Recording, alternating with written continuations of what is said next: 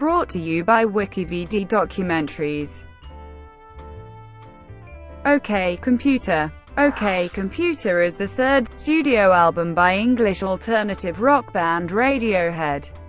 Released in 1997 on EMI, subsidiaries Parlophone and Capitol Records. The members of Radiohead self-produced the album with Nigel Godrich, an arrangement that the band has used on all of their subsequent albums to date. Other than Lucky, which was recorded in 1995, Radiohead recorded the album in Oxfordshire and Bath between 1996 and early 1997, mostly in the historic mansion St Catherine's Court. The band made a deliberate attempt to distance themselves from the guitar-oriented, lyrically introspective style of their previous album, The Bends. OK Computer's abstract lyrics, densely layered sound and eclectic range of influences laid the groundwork for Radiohead's later, more experimental work. Upon the album's delivery to EMI and its global subsidiary distributors, label representatives generally lowered their sales estimates, deeming the record's sound uncommercial and difficult to market. Nevertheless, OK Computer reached number 1 on the UK albums chart, and became the band's highest album entry on the American charts at the time, debuting at number 21 on the Billboard 200. 4 songs from the album, Paranoid Android, Karma Police, Lucky, and No Surprises, were released as promotional singles. The album expanded Radiohead's international popularity and has sold more than 4.5 million copies worldwide. A remastered reissue with additional tracks, OK Not OK, is scheduled for release in June 2017, commemorating the album's 20th anniversary. OK Computer received widespread critical acclaim and in subsequent years has been cited by listeners, critics and musicians as one of the greatest albums of all time. The album initiated a stylistic shift in British rock away from the then ubiquitous genre of Britpop toward melancholic, atmospheric styles of alternative and indie rock that became more prevalent in the next decade. Critics and fans have noted that the album's lyrics and music depict a world fraught with rampant consumerism, social alienation, emotional isolation and political malaise. In this capacity, OK Computer is often interpreted as having prescient insight into the mood of 21st century life. Background. And the band sought a less melancholy direction than previous album, The Bends. In 1995, Radiohead toured in support of their second album, The Bends. Midway through the tour, Brian Eno commissioned the band to contribute a song to the Help album, a charity compilation organized by War Child. The Help album was to be recorded over the course of a single day, the 4th of September 1995, and Rush released that week. Radiohead recorded Lucky in 5 hours with engineer Nigel Godrich, who had assisted producer John Leckie with the Bends and produced several Radiohead B-sides. Godrich said of the Help album session, "Those things are the most inspiring. When you do stuff really fast and there's nothing to lose." We left feeling fairly euphoric. So after establishing a bit of a rapport work-wise, I was sort of hoping I would be involved with the next album, to promote the Help album. Lucky featured as the lead track on the Help EP, which charted at number 51 after BBC Radio 1 chose not to play it. This disappointed Radiohead singer Tom York, but he later said, "Lucky shaped the nascent sound and mood of their upcoming record. Lucky was indicative of what we wanted to do. It was like the first mark on the wall." Radiohead found touring stressful and decided to take a break in January 1996. They sought to distance the new material from the introspective style of the Bends. Drummer Phil Selway said, "There was an awful lot of soul-searching on the bends. To do that again on another album would be excruciatingly boring." York, Radiohead's primary lyricist, said at the time that we could really fall back on just doing another miserable, morbid, and negative record lyrically, but I don't really want to, at all. And I'm deliberately just writing down all the positive things that I hear or see. I'm not able to put them into music yet, and I don't want to just force it. The critical and commercial success of the Bends gave Radiohead the confidence to self-produce their third album. Their label Parlophone gave them a £100,000 budget for recording equipment. Guitarist Jonny Greenwood said, "The only concept that we had for this album was that we wanted to record it away from the city and that we wanted to record it ourselves." According to guitarist Ed O'Brien, "Everyone said, you'll sell 6 or 7 million if you bring out the Benz PT2, and we're like, we'll kick against that and do the opposite."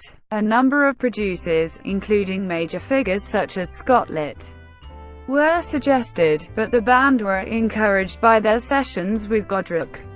They consulted him for advice on what equipment to use, and prepared for the sessions by buying their own equipment, including a plate reverberator purchased from Jonah Louie.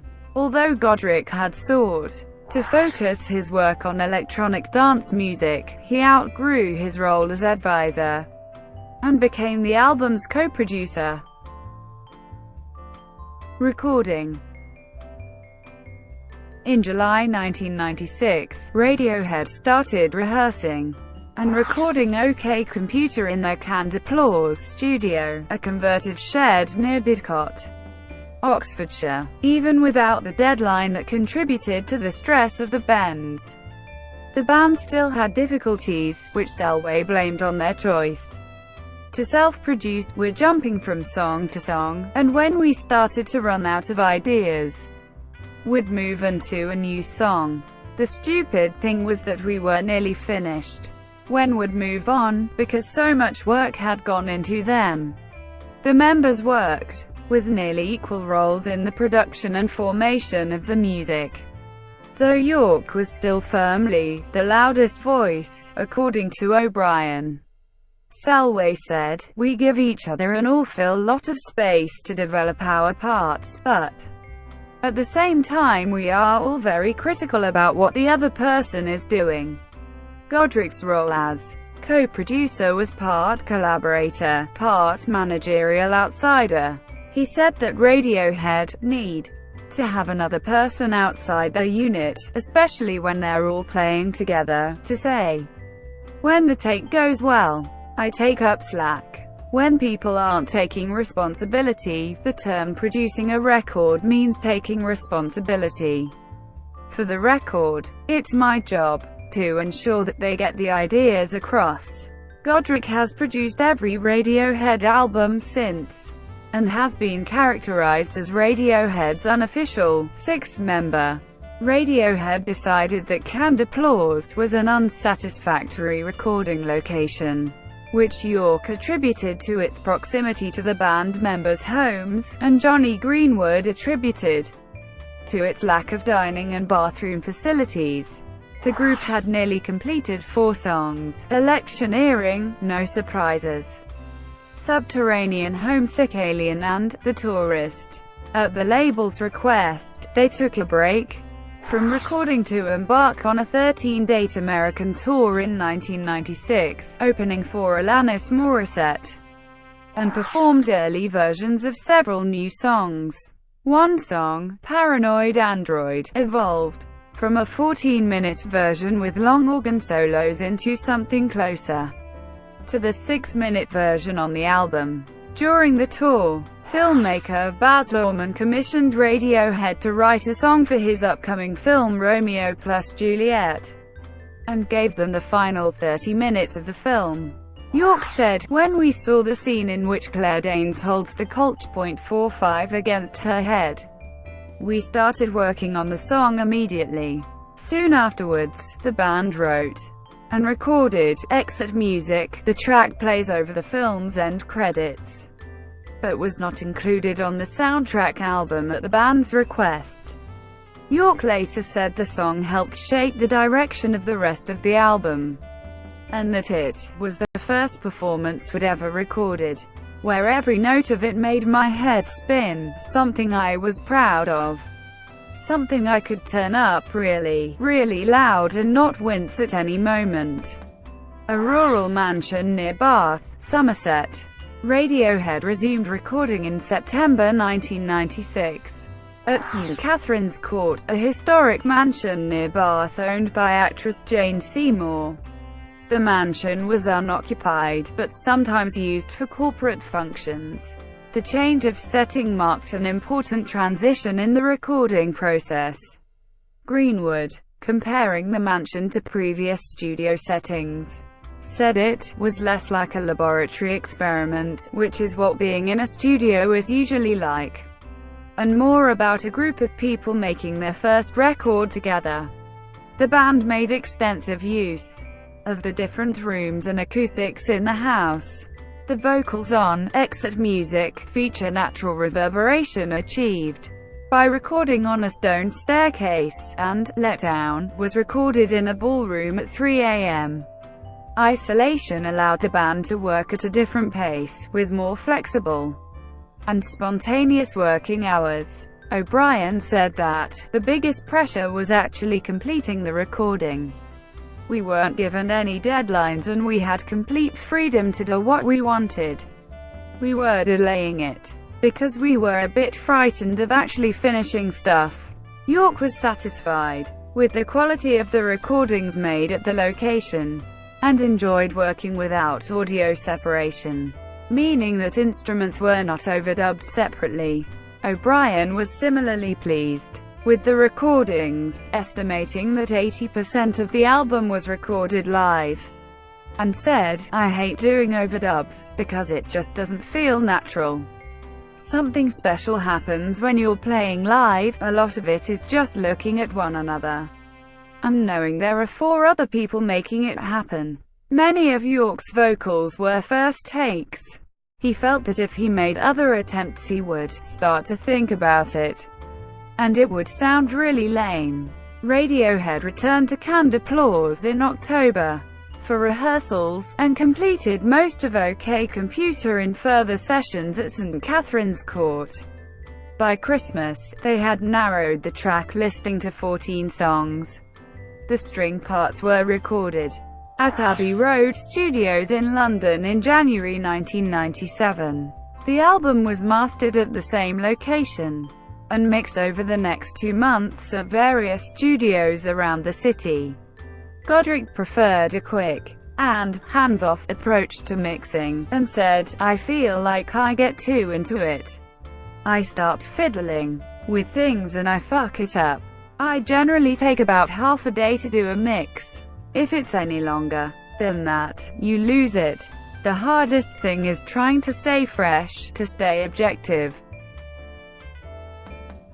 Style and influences. York said that the starting point for the record was the incredibly dense and terrifying sound of Bitches Brew, the 1970 avant-garde jazz fusion album by Miles Davis. He described the sound of Bitches Brew to Q, "It was building something up and watching it fall apart. That's the beauty of it. It was at the core of what we were trying to do with OK Computer." York identified "I'll Wear It Proudly" by Elvis Costello, "Fall on Me" by R.E.M., "Dress" by PJ Harvey, and "A Day in the Life" by the Beatles as particularly influential on the album's songwriting. Radiohead drew further inspiration from the recording style of film soundtrack composer Ennio Morricone and the krautrock band Can. Musicians York described as abusing the recording process. According to York, Radiohead hoped to achieve an atmosphere that's perhaps a bit shocking when you first hear it, but only as shocking as the atmosphere on the Beach Boys' Pet Sounds. They expanded their instrumentation to include electric piano, mellotron, cello and other strings, glockenspiel, and electronic effects. The exploratory approach was summarized by Jonny Greenwood as, "When we've got what we suspect to be an amazing song, but nobody knows what they're gonna play on it." One reviewer characterized OK Computer as sounding like a DIY electronica album made with guitars. Lyrics. The album's lyrics, written by York, are more abstract compared to his personal, emotional lyrics for the Bends. Critic Alex Ross said the lyrics seemed a mixture of overheard conversations, techno-speak, and fragments of the harsh diary with pictures of riot police at political rallies. Anguish lives in tidy suburbs, yuppies freaking out, sympathetic aliens gliding overhead. Recurring themes include transport, technology, insanity, death, modern British life, globalization and anti-capitalism. York said, "On this album, the outside world became all there was. I'm just taking Polaroids of things around me moving too fast." He told Q, "It was like, there's a secret camera in a room and it's watching the character who walks in, a different character for each song. The camera's not quite me. It's neutral, emotionless, but not emotionless at all. In fact, the very opposite." York was inspired by books including Noam Chomsky's writings, Eric Hobsbawm's The Age of Extremes, Will Hutton's The State We're In, Jonathan Coe's What a Carve Up, and Philip K. Dick's Valleys. Although the songs share common themes, Radiohead did not consider OK Computer a concept album and said they had no intention to link the songs with an underlying narrative. Jonny Greenwood said, "I think one album title and one computer voice do not make a concept album. That's a bit of a red herring." However, the band intended the album to be heard as a whole, and spent 2 weeks creating the tracklist. O'Brien said, "The context of each song is really important. It's not a concept album, but there is a continuity there."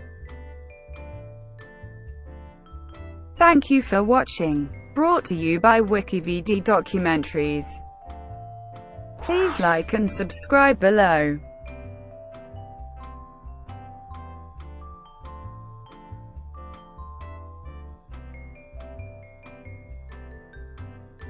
Please like and subscribe below.